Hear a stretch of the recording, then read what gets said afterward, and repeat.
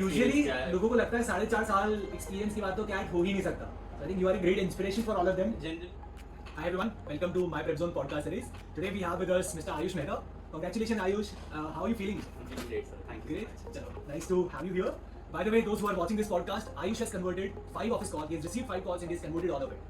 Would you like to just give an introduction and what all other calls have you converted and where are you joining this year? Sure, sir. So basically, I converted XIMB, I converted Great Lakes Chennai, I converted Tapni, KJ, and IMT Ghaziabad. I scored a 93 percentile, and I have around 4.5 years of experience. 4.5 years. Okay. So I was giving CAT previously, and पहले नहीं हुआ तो फिर अब हो गया. तो but usually लोगों को लगता है 4.5 साल एक्सपीरियंस के बाद तो कैट हो ही नहीं सकता. I think you are a great inspiration for all of them. Generally लोगों का परसेप्शन इस मामले में गलत है. उनको लगता है कि कैट जल्दी दे देना चाहिए. आई बिलीव कि अभी जो ट्रेंड है उसके हिसाब से कैट में you have to have experience और थोड़ा कॉर्पोरेट वर्ल्ड का एनवायरनमेंट पता हो तो वो एक एज दे देता है आपको. एंड 3 to 5 years का experience is like a good range जहाँ पे आपको मैक्सिमम मार्क्स मिल जाते हैं from colleges in like getting selected for shortlist. Okay. तो दैट वे आई थॉट कि मतलब ये मेरे को बेनिफिट कर सकता है and would make me stand out against other candidates. Awesome. तो 5 कन्वर्ट से तुम्हारे पास आयुष कहाँ ज्वाइन कर रहे हो family? I decided to join XIMB. Okay, and when is you joining? Tomorrow. Great. So Ayush is joining XIMD campus tomorrow. Let's also hear from the horse's mouth on how was his CAT journey because he comes with a huge 4.5 years of experience. Let's directly listen from him. तो आयुष सबसे पहले शुरू करते हैं कि CAT का motivation कहाँ से मिला? फैमिली बैकग्राउंड थोड़ा सा बताओ. CAT के लिए कहाँ से? फैमिली बैकग्राउंड स्टार्टिंग से फैमिली तो बिजनेस में ही थी तो देयर वाज दैट मोटिवेशन कि हाँ बिजनेस रिलेटेड ही कुछ करना है. बट इवेंचुअली जब आप कॉर्पोरेट वर्ल्ड में जाते हो यू सी डिफरेंट पिक्चर्स तो मतलब डिफरेंट पीपल तो आपको आइडिया लग जाता है कि हाँ शायद ये वाला भी मेरा पास हो सकता है या ये भी हो सकता है. इवेंचुअली जब मतलब कॉर्पोरेट वर्ल्ड में ग्रो नहीं कर रहे थे तो यू रियलाइज कि अब क्या कर सकते हैं and that's when you realize कि हाँ MBA एक ऐसी चीज़ है. थोड़ा सा अपना कॉर्पोरेट और अपना एजुकेशनल बैकग्राउंड के बारे में बताओगे. So I did my graduation in BMS in finance from Jain College Mumbai and उसके बाद I worked in a startup called Excelsior organization. It was sales and marketing firm. So I was doing that and after that I joined AXA for 3.5 years. I worked as a policy management analyst. Okay. And during my time in CAT वहाँ पे मैंने देखा कि like I prepared a lot but work के साथ manage करना थोड़ा difficult होता है. बट आई बिलीव कि अगर कंसिस्टेंट एफर्ट्स रहें आपके and like you manage your work and दिन के 3 घंटे 4 घंटे if you dedicatedly give to CAT की preparation it is very easy to crack. 3 से 4 घंटे आफ्टर हेक्टिक जॉब कैसे मैनेज हो रहा है? तुम्हारा शेड्यूल क्या रहता है? सो मेरा शेड्यूल चालू होता था like I use to wake up around 7 to 8 के बीच में कभी भी एंड देन 8 o'clock से लेके 8:30 तक रेडी होके ऑफिस जाना ऑफिस से आना. बट जो रास्ता था उसमें आर्टिकल्स पढ़ लेना डेली मतलब न्यूज़ पढ़ लेना मिनट आर्टिकल्स पढ़ लेना. Then you use to come home. I use to come home around 5:30 to 6:30 any time कभी भी बीच में डिपेंडिंग. आफ्टर कमिंग जिम जाता था मैं अपना खाना खाता था एंड देन उसके बाद I use to set for study 2 घंटे लगातार पढ़ता था and then use to give myself break and फिर रात को सोने से पहले 2 घंटे पढ़ लेता था and use to bifurcate sections ऐसे ही मतलब कि आते ही मेरे को पता है कि मैं एग्जॉस्टेड हूँगा तो I use to focus on English तब एंड रात को थोड़ा सा रेस्ट करने के बाद मैथ्स एंड DILR. एंड जब वो फेज आ जाता है जब कैट बहुत पास होता है तो स्विच करना पड़ता है एंड जैसे if you say around the time of June July तब यू मॉक्स तो मॉक के एनालिसिस में आपको ज़्यादा टाइम लगता है तो I use to give mock on weekdays and analysis I use to do on weekends पूरा बैठ के कि वो सारी चीज़ें. और मेरा एनालिसिस करने का तरीका भी यही रहता था मोस्टली कि आई यूज़ टू गिव मॉक जो मैंने क्वेश्चंस करे हैं उनको तो मेरे को पता है कि मैं कैसे करे. I use to first attempt those questions analysis में जो मैंने नहीं करे अटेम्प्ट टू चेक कि जो मैंने नहीं करे वो मेरी राइट चॉइस थी या नहीं थी. एंड उसके बाद I use to try to do them and अगर पता चलता था कि यार इस वाले क्वेश्चन में थोड़ा कम टाइम लगने वाला था तो you should have done that. तो उस बेसिस पे स्ट्रैटेजी बनाई थोड़ा मतलब कि वेटेजेस किन किन क्वेश्चंस के ज़्यादा हैं तो उन पे थोड़ा ज़्यादा फोकस. थोड़ा टाइम लगता था मॉक के एनालिसिस में? मॉक के एनालिसिस में अराउंड 4 to 3 hours लग जाते 3 to 4 hours. तो एक मॉक जो 1 घंटे का कितना 2 घंटे का 2 घंटे का मॉक में 3.5 4 घंटे लग जाते हैं इजीली क्योंकि आप वो question it was definitely worth it क्योंकि एनालिसिस मेरे हिसाब से ज़्यादा इंपॉर्टेंट होता है मॉक देने से. यू कैन गिव मॉक कितने भी दो बट एनालिसिस अगर नहीं किया तो आप इंप्रूव नहीं कर पाओगे उन मिस्टेक्स पे. एंड कैट में बेसिकली एक्यूरेसी ज़्यादा मैटर करती है रादर देन कि कितने अटेम्प्ट करते हो. तो आई बिलीव कि वो एनालिसिस करने से आपको आपकी स्ट्रेंथ्स पता चल जाती है वीकनेस पता चल जाती है. तो कैट के एग्जाम में you go with a very clear mind कि हाँ आई कैन डू दिस वाला question and I have confidence in this question. By the way guys, I'm sure you all must be wondering कि 4.5 साल का experience था आयुष का तो क्या ये उसका पहला अटेम्प्ट था? Let's hear from him. No, this wasn't my first attempt. This was my third attempt. I scored in my first attempt around 94, Okay. and second attempt I got 96. But first 2 attempts are where like what all colleges I can apply, what all exams I can give, and I used to go blindly towards कि I am जाना. सबका ये रहता है. And that's good क्योंकि best college में कोई क्यों नहीं जाना चाहेगा. But eventually I realized कि मेरी जर्नी शायद अलग है and it is better to upskill myself and then work hard क्योंकि I've seen people जो मतलब lower colleges हैं like not IIM ABC and they've come from like IIM Trichy, IIM Kashipur and they are still at a similar level. at a similar level. Absolutely. I think 5-6 साल बाद जाके फर्क नहीं पड़ता. I saw it in the firm also ना तो I realized that after a point of time कि हाँ maybe it's not Definitely तुम्हारे टॉप कॉलेज का ब्रांड तुम्हें स्टार्टिंग के 3-4 साल में हेड्स अप देगा बट इवेंचुअली तो तुम्हारी अपस्किलिंग ही काम आएगी. absolutely. तो ये बताओ कि शुरू के साल में ऐसा क्या गलत कर रहे थे कि नहीं हो पा रहा था वर्सेस लास्ट ईयर में ऐसा क्या हुआ, प्रिपरेशन कैसे करी तुमने? Consistency is one of the key factors in CAT. मेरा मानना है कि अगर आपने डिसाइड किया कि मैं कैट दूंगा फेब में, आपने डिसाइड किया तो फेब से आपको स्टार्टिंग से उस शेड्यूल में आना पड़ता है, उस हैबिट में आना पड़ता है कि डेली उस शेड्यूल को फॉलो करो। एंड आई बिलीव वो जब हैबिचुअल हो जाते हैं ना उसके, तो ऑटोमेटिकली कैट के उस जोन में आ जाते हो। बट अगर आप वहाँ चालू नहीं करते तो वो जून जुलाई वाले टाइम में इफ यू आर ट्राइंग ना, तो it gets very difficult and फिर वो प्रेशर आता है कि अब मेरे पास टाइम कम है एंड मेरे को बहुत सारी चीज़ें करनी है। एंड लाइक आई रिमेंबर इस साल I use to build a schedule around CAT only, कि मेरा काम करना है मुझे, आई नो कि I have to give 8 to 10 hours to my work, उसके अराउंड मेरा पूरा कैट का बिल्ड करना है। तो सुबह उठो, उठते ही पेपर न्यूज़पेपर के आर्टिकल्स पढ़ो, देन ऑफिस जाके ऑफिस में जब भी टाइम मिल रहा है यू सॉल्व अ क्वेश्चन, कोई मतलब माई प्रेप जोन हेल्प मी के शॉर्ट क्वेश्चन आते थे तो वो रैंडमली बैठ के कहीं पे भी सॉल्व कर लो आप, दोज थिंग्स हेल्प। उसके बाद घर जा रहे हो, यू नो कि हाँ बहुत सारी चीज़ें करनी है and it's all on your mind, तो वो करनी है क्योंकि अगले दिन रिग्रेट होता है कि वो करा नहीं है। बट वो रिग्रेट के साथ ये नहीं आता कि अब मैं कर लूँगा, वो रिग्रेट ही रहता है। तो वो अगर शेड्यूल में रहता है और आप हैबिचुअल हो जाते हो उस चीज़ के, तो आई बिलीव कि it is very easy to crack CAT. Crack is any which is very unpredictable, उस दिन डी पे क्या होगा वही डिसाइड करता है आपका। बट वो ये अगर आप कंसिस्टेंटली एफर्ट डालोगे तो it won't make you feel कि आप बहुत एक हार्ड जर्नी से रहे हो, it would be very smooth journey. I am sure many of our viewers would want to know from you, because तुमने 3 बार कैट का अटेम्प्ट किया है, कि now you have to give them से 2 टिप्स ऑफ एवरी सेक्शन कि verbal में what are those 2 things, but because बहुत लोग इंजीनियर्स भी आते हैं, तुम तो नॉन इंजीनियर के लिए आई एम श्योर वर्बल तुम्हारी स्ट्रेंथ होगी, बट जो इंजीनियरिंग बैकग्राउंड से आते हैं उनको वर्बल में बहुत डर लगता है कि यार कैसे क्या करना है। तो क्या वो 2 टिप्स होगी वर्बल की, डीआईएलआर की और क्वांट की, तो तुम व्यूअर्स की? DILR की और कौन सी इंजीनियर्स को तो मैं क्या ही दूंगा, बट या वर्बल की if I believe is most important, novels पढ़ना चालू करो। कोई सी भी नॉवल, मतलब अगर आपने एक पूरे साल में 3 नॉवेल्स पढ़ी तो आपकी वोकैब और वर्बॉस बहुत अच्छा हो जाएगा and which will help you.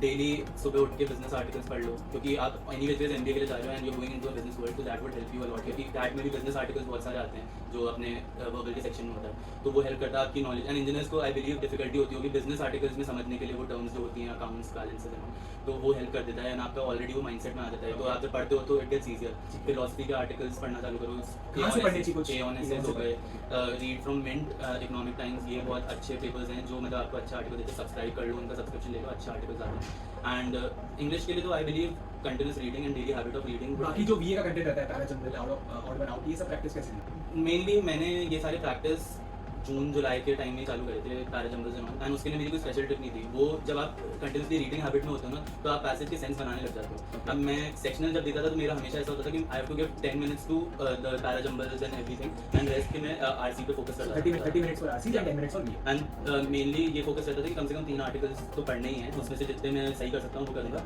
And वो 10 minutes, क्योंकि मोस्टली जो होते हैं पैरा जंबल्स और वो होते हैं टीटा क्वेश्चन, एंड अगर वो टीटा है तो आपको पता है नेगेटिव मार्किंग नहीं हो, आप अपने मार्क्स वहाँ से स्कोर कर लोगे। एंड यहाँ पे अगर गलत भी हुआ तो आपकी नेगेटिव मार्किंग नहीं होगी, तो एक रिस्क भी फैक्टर भी है, तो मैं उस बेसिस पे लेकर चलता था उसको।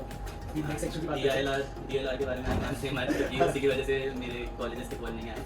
बट हाँ, DLR में आई हर्ड फ्रॉम पीपल कि generally you have to scan पूरे चारों सेट एक बार पढ़ो and what you believe is कि ईजी है, आपको अंडरस्टैंडिंग आ जाती है, सेट पढ़ते ही आपको समझ में आ जाता है कि ये सेट समझ में आ रहा है या नहीं। अगर सेट समझ में आ गया तो that means you can solve, और अगर सेट समझ नहीं आया तो आप वो अप्रोच ही ढूंढते रह जाओगे। कोई अच्छा सोर्स जो व्यूअर्स को बताना चाहोगे कहाँ से प्रेप कर सकते हैं, कहाँ कौन से सेट्स? श्योरली माई प्रेप जोन का आपका पूरा वो है, आपने DLR के सेट्स दे रखे हैं and that helps a lot, क्योंकि वो एक फोकस में बताते हैं कि हाँ आज अरेंजमेंट्स का पढ़ेंगे तो अरेंजमेंट के क्वेश्चन किस टाइप के होते हैं, या फिर कोई एक मेजर सेट चॉकलेट प्रॉब्लम्स के सेट हो गए तो ये मेजर डिफिकल्टी सेट्स हैं, इनको सॉल्व करने की ट्रिक क्या लगती है, वो वीडियोस बहुत हेल्प करती हैं। एंड आई बिलीव कि not only my prep zone, there are lot of material on that, तो वो फाइंड आउट करना कि कौन सा सही है आपके लिए, कौन सा नहीं है, वो बहुत पर्सनल चॉइस होती है। बट आई बिलीव कि माई प्रेप जोन ने मेरी तो बहुत हेल्प की है, इस मामले में। या एंड कॉन्स के लिए आई बिलीव कि कॉन्स में daily practice which is more important. पहले अपना सिलेबस खत्म करो, मॉक्स में डायरेक्ट मन घुसना आई डोंट बिलीव। कितने क्वेश्चंस प्रैक्टिस करनी चाहिए क्वांटिटी पर टॉपिक? अगर if you are starting from Feb, daily के आप जो भी टॉपिक कर रहे हो 10 to 15 क्वेश्चन डेली करोगे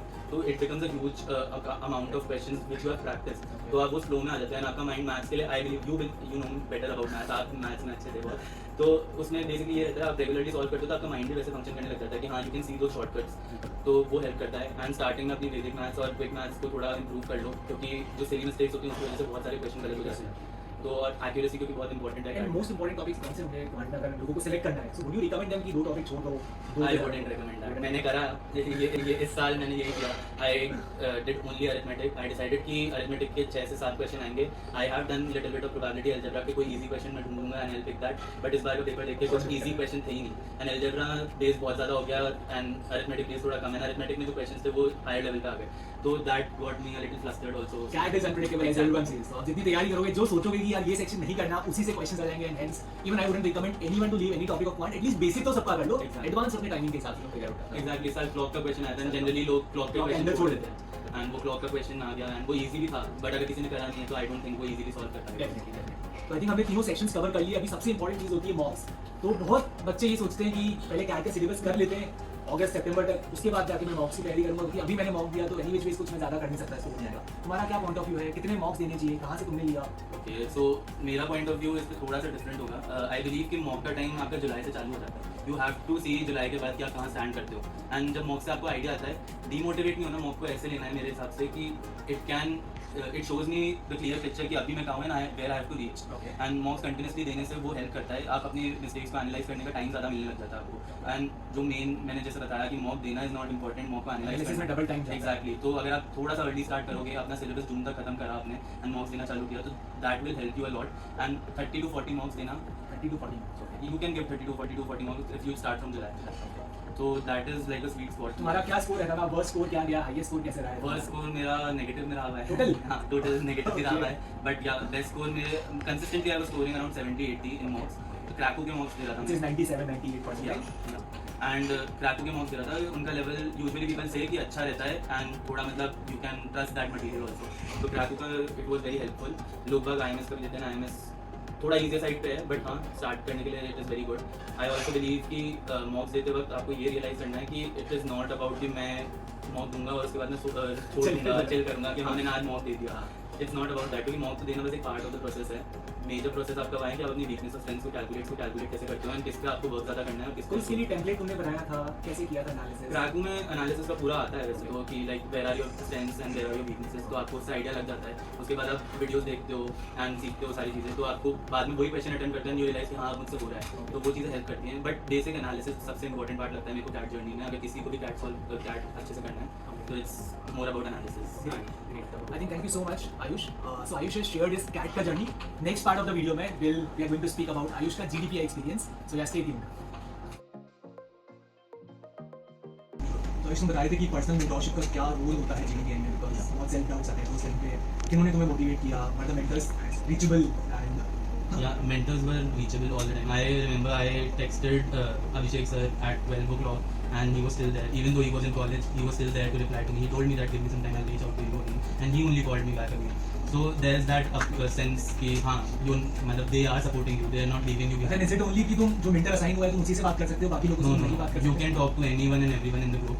You can ask your queries to anyone. All the mentors are available for you. You can just reach out to them. क्योंकि there are certain teachers जिन्होंने let's say कोई XLRI crack करके XLRI से pass out है and you have your interview for XLRI. You can reach out to them and ask them about their experience and they will definitely help you. I believe they help you. So how many mock interviews have you taken and सब एक ही mentor के साथ लिए थे या how was this mock interview process? So I took 5 mock interviews. I was given 6 mock interviews, but I took 5 mock interviews क्योंकि मेरे सारे कॉल्स कन्वर्ट हो गए थे तब तक, तो it was very helpful. But yeah I took every interview from a different person. There was one with Disha ma'am थी and there was one with Abhishek sir थे. I think total 100 mentors थे. Exactly. It's not possible to Yeah, but there were a lot of mentors. उन सब ने interview दिए थे, सब ने अपना अपने तरीके से फीडबैक दिया था. Very much, most of them were very helpful कि मतलब जो फीडबैक आ रहा है and उसको इम्प्लीमेंट किया तो I could see results. Like some people told me कि थोड़ा सा विटी हो सकते हो अगर सामने से आपको रिस्पॉन्स मिल रहा है, तो वो चीज़ें करी तो वो रिस्पॉन्स मिला तो आई अंडरस्टूड हाँ ये अच्छा परसेप्शन बना रहा है. कोई अगर सामने से स्ट्रिक्ट है तो हाउ यू शुड रिएक्ट. कोई स्ट्रेस इंटरव्यू ले रहा है आपका तो नाउ यू रियलाइज कि यू शुड रिएक्ट. कोई स्ट्रेस इंटरव्यू ले रहा है आपका तो नाउ यू रियलाइज कि अच्छा इतना डिफिकल्ट भी हो सकता है मेरे लिए इंटरव्यू, मैं इतना फंबल भी कर सकता हूँ. And if I hadn't fumbled in those mock interviews, मेरे एक्चुअल इंटरव्यूज कोई भी अच्छा नहीं होता.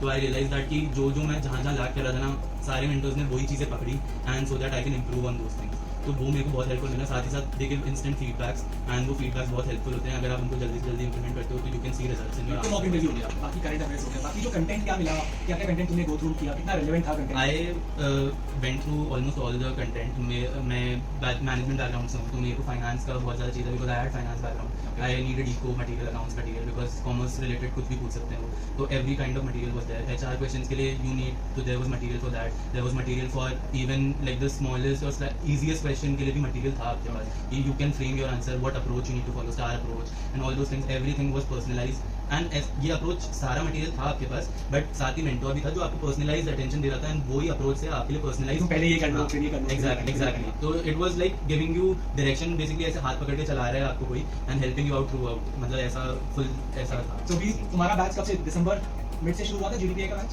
GDPA बैच हाँ दिसंबर मिड से चालू हुआ था। I joined in around Feb. कब से लेकर कब तक चला बैच तुम्हारा GDPA का? मेरा बैच चला था अप्रैल एंड तक। तो यहाँ फ्रेंड्स भी बनाए, मस्ती हुई, any memories that you cherish? Those motivational sessions, I definitely, when everyone was down, like we didn't know इतना सारा मटेरियल है, इतनी सारी चीज़ें हैं पढ़ने के लिए, एंड यू समटाइम्स पैनिक कि क्या पढ़ूँ क्या नहीं पढ़ूँ, क्योंकि इतनी सारी चीज़ें हैं। तो in those moments when teachers and mentors they gather together and they have a motivational session, they tell about their stories, how their life was in MBA, तो वो हेल्प करता है, एक पिक्चर देता है आपको कि हाँ शायद हमारी लाइफ भी ऐसी होगी MBA जाने के बाद, बस ये थोड़ा सा पॉइंट है जहाँ हमें पुश करना है खुद को, and then we can also enjoy like that. Did you make any friends? I did make a few friends, people who reached out to me regarding transcripts. So that also, yeah, I would tell you, this was one of the game changer in GDPI. Every person who was giving an interview, there were more than 300 people. Every person who was giving an interview, he was sharing his transcript. So you know कि what kind of questions can be asked in that particular college. There was like IIM Ahmedabad का अलग transcript का group बना हुआ है, Bangalore का अलग. So you know कि इस type के question पूछे जा रहे हैं, तो you are already prepared when you are going for interview. तुम्हें इधर-उधर ढूंढने की जरूरत नहीं, सब एक ही channel. Like you don't have to go to Reddit, Quora, हर जगह। ठीक है आयुष, तो maybe final piece of advice you would want to give to the future students जो CAT की तैयारी कर रहे हैं कि CAT का रिजल्ट के बाद क्या करना चाहिए, कैसे प्रेप करना चाहिए, कैसे डिसाइड करें कौन सी कोचिंग ज्वाइन करें, क्या वो खुद से प्रेप कर सकते हैं? I would suggest join my class. By the way, he's not a paid student. But yeah, like get good mentorship, like join those courses जहाँ पे आपको genuinely attention मिले. It shouldn't be about money कि कितना पे कर रहे हो आप. It should be about you get your best converts and उनको आप convert करके उस कॉलेज में जाओ जहाँ पे ड्रीम है.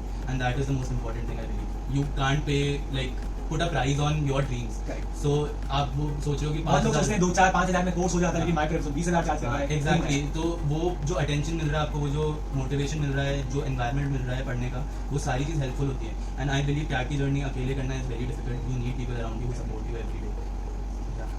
Great. Thank you so much, Ayush, and we wish you all the best for your exam. It was great having you here. Thank you so much.